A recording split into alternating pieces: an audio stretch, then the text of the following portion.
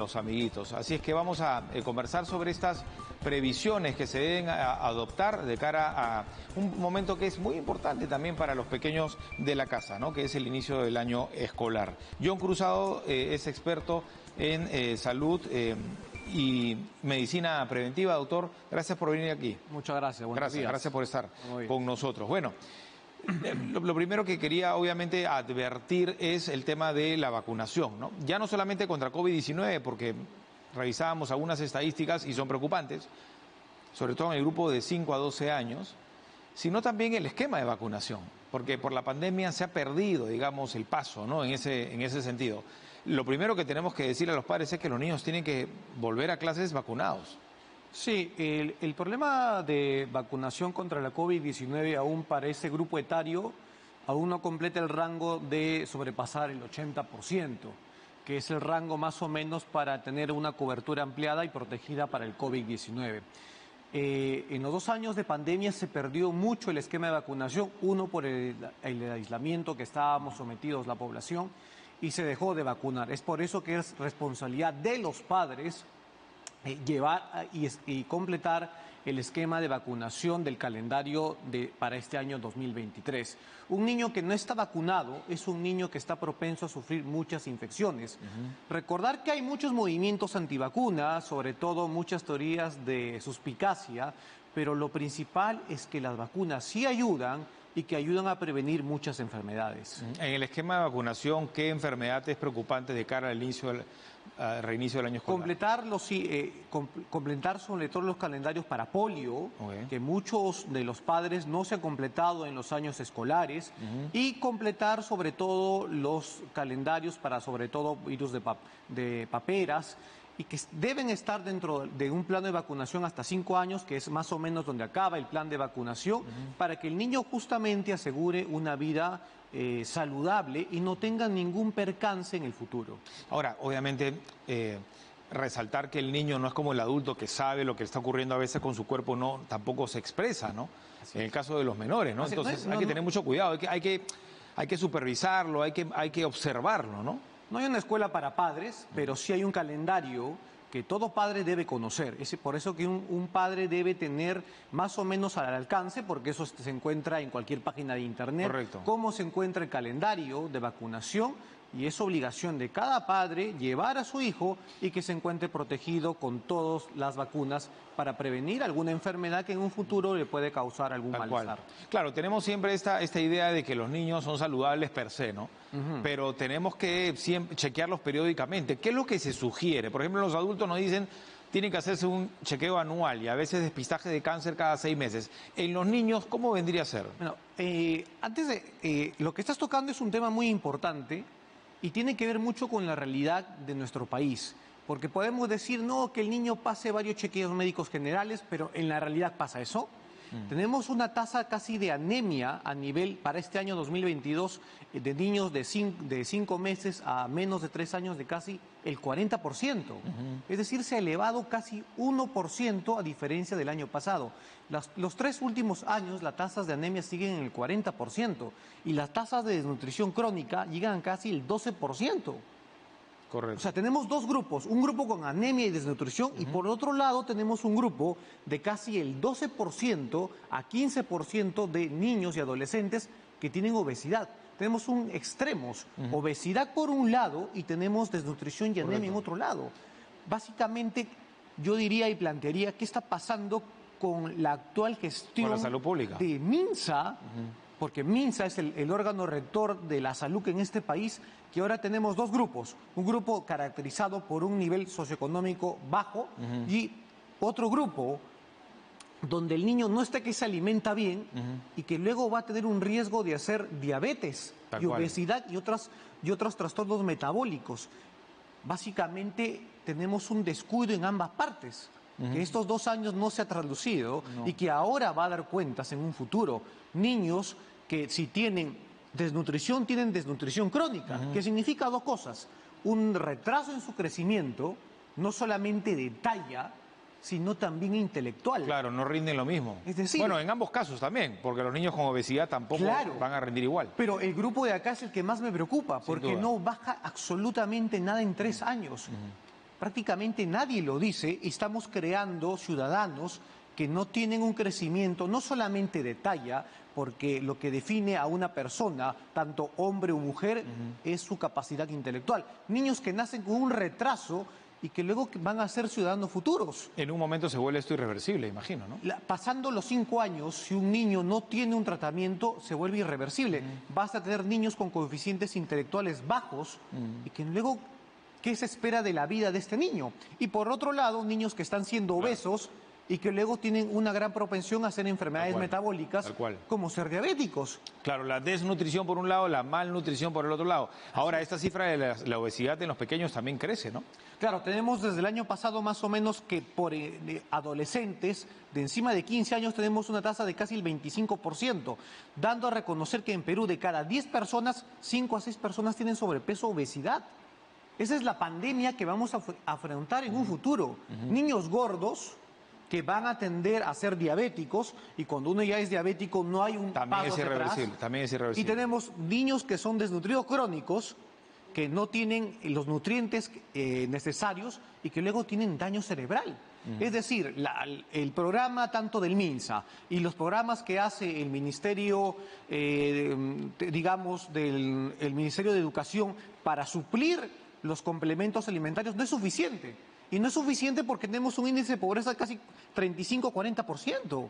Y el tema de la obesidad, doctor, ya ni siquiera es un tema de tener o no recursos, sino no saber alimentarse. Lamentablemente tenemos ahorita, después de esta pandemia, se han acelerado las crisis. Correcto. Digamos, bueno, la vida sedentaria también, ¿no? claro, o sea, el sedentarismo, debemos recordar que la dieta de un niño y un adolescente comprende 3 comidas, pero la principal comida debe ser el desayuno. Entonces, la lonchera debe más o menos estar en un rango del 10% para su suplemento alimenticio. Pero nos olvidamos, hay padres que trabajan, pues papá y mamá trabajan, salen a la calle y lo dejan al niño prácticamente que él coma a la deriva. Correcto. Por eso es que un niño debe siempre tener 3 macronutrientes: grasas, proteínas y carbohidratos, pero nunca exceder una.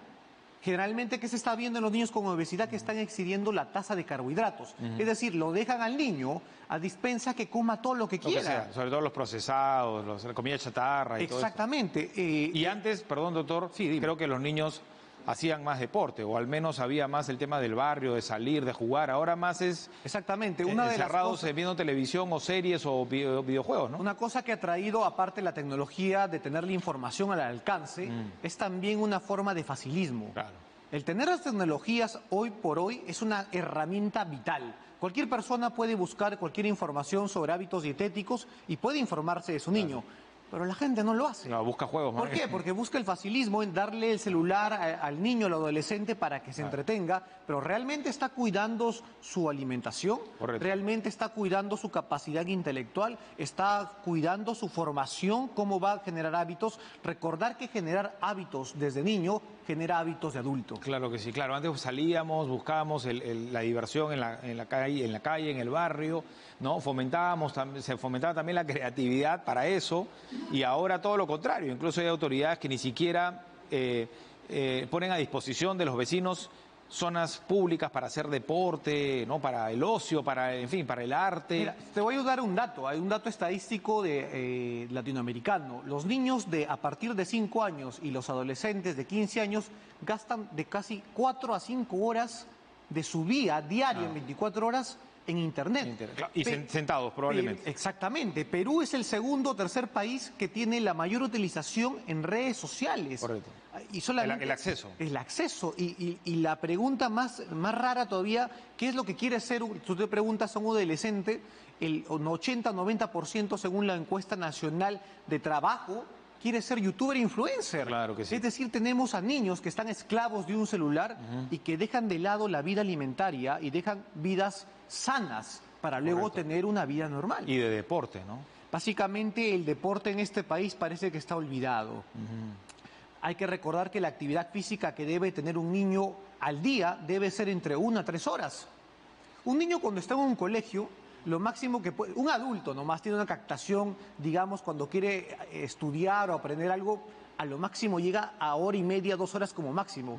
Un niño que está en todo su aprendizaje no tiene una capacidad de atención entre 1 hora, hora y media. El resto va a querer seguir con su vida normal, querer jugar, querer repartir con sus amigos, Tal cual. querer comer y hacer ese gasto energético. Tal cual. Pero si lo tienes a un niño encerrado en una computadora, en una laptop, en un celular, generas mentes deficientes. Incluso hoy en día en las clases escolares me parece que el horario ha crecido, pero ha crecido para tener a los niños y niñas sentados, claro, recibiendo conocimientos, pero en algún momento se retiró la educación física. No sé si los recreos son más o son menos, deberían ser más para obviamente poder quemar de esa manera las calorías, y entonces nos encerramos en un ordenador, en un celular, en una computadora, a el otro riesgo también, ¿no? Que se asumen los pequeños visitando páginas no debidas, recibiendo información que no es para su edad, ¿no? Una cosa muy importante de los padres es no dejar que los niños tomen el control de lo que deberían llevar los padres. Pero los padres están afuera, hoy en día padre y madre trabajan también. Exactamente, y es ahí donde se ha olvidado el rol de la familia. Estamos dejando prácticamente que el Estado cuide a nuestros hijos, cuando el Estado no debe cuidar a nuestros hijos. El principal ente obligatorio de cuidar a nuestros hijos es el núcleo familiar, no el Estado. Sí, claro que sí. Vamos con el primer gráfico, por favor, señor director, porque entonces, planteada la problemática, doctor, ¿por dónde comenzamos? Por un chequeo, entiendo, de peso y talla y el chequeo médico general, ¿verdad? Que es para descartar cualquier tipo de malestar. Eso es básico cada inicio de año. Básicamente sí, porque justamente te estoy hablando que tenemos un 12% de nutrición crónica. La talla y el DAC y el peso son valores antropométricos. ¿Eso qué quiere decir? Que a partir de relación de estos 3 datos podemos decir si el niño tiene desnutrición aguda o tiene desnutrición crónica. Es decir, un paciente que tiene una talla baja para su edad es un paciente o es un niño que está propenso a tener desnutrición crónica, con todas las complicaciones que va a tener: retardo en el crecimiento, retardo en el desarrollo cerebral, problemas de aprendizaje. Estamos generando un adulto que sería la palabra más correcta, idiota. Un adulto que no tiene la capacidad de discernir qué luego va a pasar con su futuro. Y netamente por un problema netamente nutricional. Y bajo responsabilidad, obviamente, de sus padres o tutores, ¿no? Exactamente. Recordemos que la responsabilidad de un niño debe ser del núcleo familiar, no del Estado. Ahora, el Estado debe darte las herramientas necesarias para que este niño sea nutrido. ¿Están funcionando realmente los programas sociales? Hay que hacernos la pregunta. Desde el 2020, 21 y 22, las estadísticas no mienten. El INEI sigue marcando las mismas estadísticas. Por lo tanto, la reducción de desnutrición crónica y anemia va a la par con los programas sociales. Pues parece que no. Claro, pero aparentemente, Jaliwarma funciona bien, pero claro, eso ya corresponde a las autoridades, ¿no? Al Estado, mientras que el niño está en la escuela. Mira, pero ¿cuánto tiempo pasa fuera de la escuela también? No, básicamente, si yo te pongo a hablar de estadísticas, que es a mí lo que me encanta hablar, siempre con un valor referido, no hablar lo que yo opino, sino basándome siempre en la literatura médica, los departamentos que tienen mayor desnutrición crónica son Cajamarca, Huancavelica y Madre de Dios. Y los que tienen mayor cantidad de anemia son Puno, Ucayali y Loreto. Es decir, las regiones de nuestro país están completamente con desnutrición crónica. Correcto. Y anemia. Y en los bolsones de pobreza, ¿no? Y justamente son las zonas que tienen el quintil de pobreza más bajo. Claro. Vamos al siguiente cuadro. Hace un rato yo le consultaba sobre los chequeos médicos. Usted decía, bueno, tampoco se trata de que siempre está chequeando, ¿no? Sino que enfocarnos en lo más importante. Así es. Pero entonces, la conclusión es que por lo menos el año tiene que comenzarlo con un buen chequeo médico. Lo recomendable siempre para un niño es que pase un chequeo médico por un médico general o por un pediatra.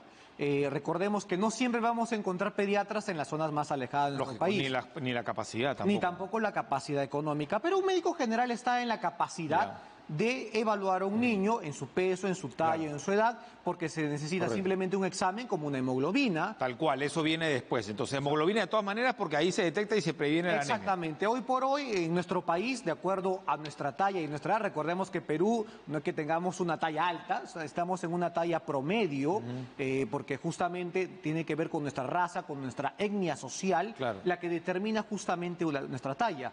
Una hemoglobina menor de 11, básicamente ya empieza niño a tener anemia, y eso debe ser rápidamente tratado, porque ahora existen complementos, tanto por vía oral, que pueden ser tomados por el niño, para que logre complementar. Pero no solamente debe ser complemento con hierro, porque como te acabo de mencionar, el 80 y 90% viene de su alimentación diaria. Así es. Es decir, darle a un niño puro carbohidratos no lo va a nutrir.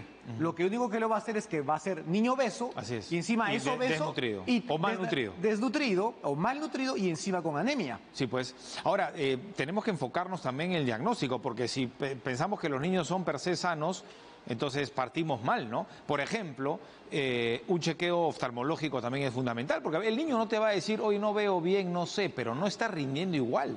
Exactamente, los problemas oftalmológicos en niños son muy frecuentes. La medida de un niño siempre tiene que ser de lo más adecuada, tener una medida 20-20, pero hay que recordar que los problemas oftalmológicos en niños más o menos cubren el país, en nuestro país estoy hablando de 10 al 15%, que tienen alteraciones es justamente bastante, visuales. ¿No? Sí, básicamente es eso, muchos problemas, sobre todo en miopía o hipermetropía, en ver lejos o en vez de cerca, o que tienen, por ejemplo, estrabismo, niños que justamente, pero son problemas que pueden ser corregidos.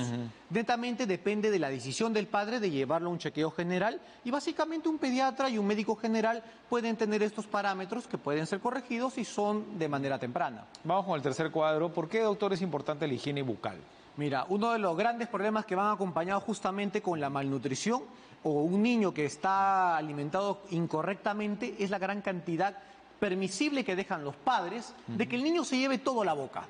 O sea, que el niño coma que coma alimentos procesados en una cuantía demasiada. Que esté supuestamente asociado a la felicidad. Claro, ¿no? Entonces dejar al niño como si fuera un adulto. Ese parece el paradigma de la sociedad moderna. Dejar que nuestro niño sea un adulto y que el padre se transforme en un niño.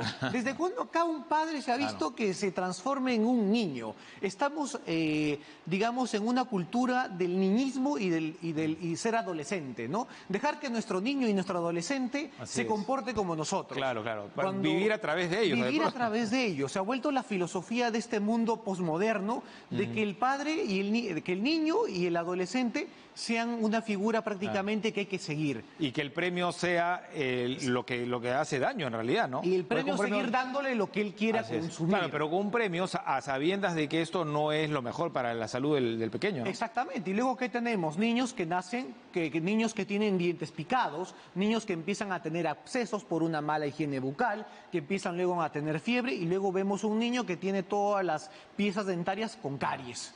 Y es un niño, doctor, que por voluntad propia no se va a lavar los dientes, hay que estar vigilando, chequeándolo y guiándolo, ¿no? Y nuevamente, como te digo, los hábitos se hacen para que el adulto, este niño, pues no tenga problemas. Después de adultos tenemos niños con obesidad, adultos que ya no tienen dientes a edad adulta, y todos los problemas que acarrean luego después de estos problemas. Y nuevamente por la voluntad del padre de dejar que lo que el niño quiera hacer, ¿no?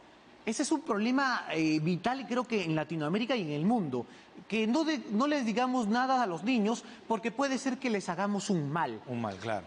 O no quiero pelearme, no quiero que se moleste, que se resienta, quiero que esté feliz. No, es que lo que pasa es que no se asume la responsabilidad de ser padre. Se cree que ser padre es dejarlo al niño que haga el libre albedrío. Tal cual. Y eso no es así. O como se dice, no hay escuela de padres, pero eso no significa tampoco que vamos a dejarle libertad a desconocer su responsabilidad, ¿no?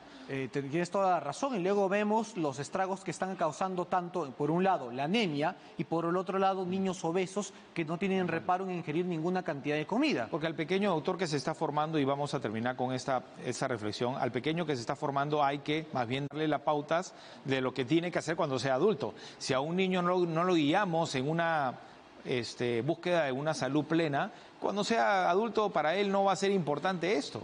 Mira, los gastos económicos, así para darte un dato nomás, en el Perú, de cada 10 personas, te dije hace un momento, tienen 6 a 7 diabetes. Un cuadro que ya es irreversible. El gasto público en diabetes pasa más de los 500 millones anuales en nuestro país. Es decir, un niño que pudo ser educado, que pudo ser nutrido de manera adecuada, no va a llegar a ser obeso.